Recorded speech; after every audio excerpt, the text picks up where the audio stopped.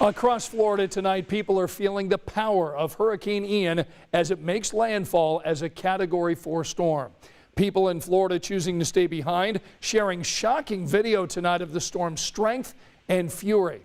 Now, the images and the aftermath tonight are truly terrible. I mean, we've seen streets flooded, homes destroyed, cars underwater, trees and power lines down. In fact, look at this aerial view of the mass flooding. This is in Fort Myers, drowning yards, roads, and homes. And look out the front of this home here. This used to be a driveway. Tonight, it's covered in feet of water. A truck mostly submerged tonight as fast-moving water pushes debris down the way. In Sanibel Island, this time-lapse video shows you how quickly this storm surge took over. In just 30 minutes, the heavy wind and rain swallows this intersection entirely, spreading debris all through the area. Let me show you what's happening in Naples. A power line erupts into flames as trees and poles try to withstand the heavy wind and rain.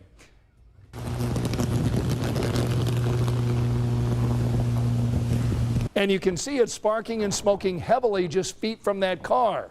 Fire and rescue teams in Naples, Florida tonight dealing with their own problems. Look at these fire engines. They are stuck in feet of water.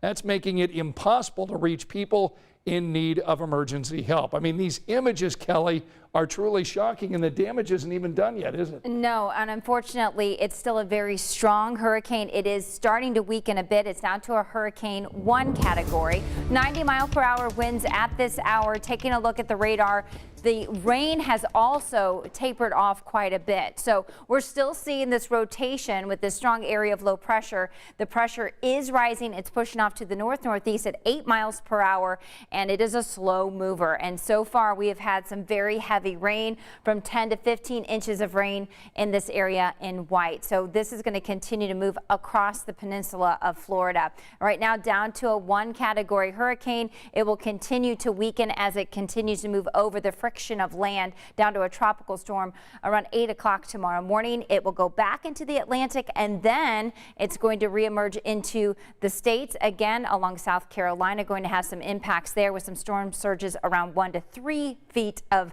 storm surge. And then this is a current look again of that storm system earlier today, where we had it make the eye wall, made landfall.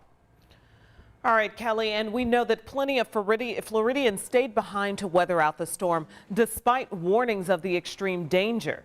Tonight, we talked to 2 Indianapolis natives who decided to board up and hunker down in Port Charlotte. It's honestly just been a patience game, waiting. You know, it's waiting for what you know is inevitable. It's just hope that you're planned, hope that you're ready, and this is something new for all of us. And other families just didn't get out in time, with roads clogged and congested, and airlines canceling flights in and out of Florida the last few days. Tonight, our Rachel Cross talked with one couple who got lucky while their flights to Miami and Indianapolis were canceled. They managed to stay out of harm's way. On the edge of a hurricane, or sit here where there's 85 degrees and sunshine. With clear skies and warm weather from their beach resort in Antigua, Joe Johnston and his wife Connie thought they'd dodged the stormy weather when Hurricane Fiona swept through the Caribbean last week. But now, as Hurricane Ian barrels down on Florida's Gulf Coast, their plans to fly back home to Mahomet, Illinois, through Miami and then Indianapolis have hit the brakes. Because it looked like it was going to go more to the Gulf side. Well, it kind of changed directions, came back in a little bit. So when I was looking at it today, I was thinking, this isn't looking good. And then we got notification that our flight was canceled. So. As the Sunshine State braces against Ian, Joe says he and Connie, along with other U.S. travelers in Antigua, are stuck a few extra days, unable to fly home until Friday at the earliest. You know, at the end of the day, there's people in Tampa that are going to lose their homes, and hopefully nobody loses their life. So it's kind of hard to think, oh, gee, that, you know, poor us, when there's all that to think about. But yeah, we've gotten lucky over the years, and this year just not quite as lucky, but we're not facing anything like, you know, hundreds of thousands of other people are facing. Visiting Antigua to celebrate their 34th wedding anniversary, Joe says he and Connie have always lucked out in traveling the Caribbean during hurricane season. And while the delay in getting back home wasn't planned, he says they're still feeling lucky in avoiding Ian's hardest hits. You know, kind of go like, well, gee, we got an extra 2 days. Now what are we going to do? Tonight, more Hoosiers are heading south to help with the aftermath of Hurricane Ian.